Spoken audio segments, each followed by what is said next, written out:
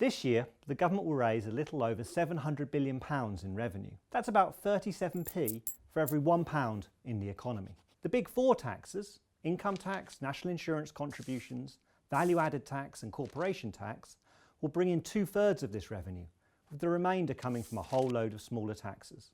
Typically, the government spends a bit more than it raises in revenue, and this year is no different. Total spending will be equivalent to almost 40 pence for every £1 of economic activity. Just over a quarter of this spending goes on state pensions and other welfare benefits, with most of the remainder going on public services, of which the National Health Service has the largest budget. This difference is the deficit. When the government spends less than it raises, this is a surplus. But at the moment, the government is running a deficit. This is not unusual.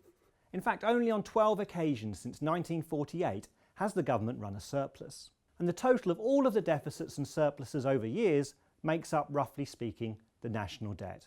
So the national debt has gone up in the last year. This need not be a problem. If the economy is growing faster than the debt, then it can be perfectly sustainable. And a strong case can be made for borrowing to finance investments. For example, the building of a new road or a hospital from which future generations will benefit. It can also be sensible for governments to borrow during tough times for the economy. And this is certainly what the UK has experienced since 2008. The financial crisis and the associated recession pushed the deficit up to its highest level since the Second World War. While it has fallen since, it is still large by historical standards and relative to most other advanced economies. And while the deficit is now lower than it was, the outstanding debt has risen sharply over the last decade. As a result, the government's debt has risen relative to the size of the economy. It is now high by recent historical standards.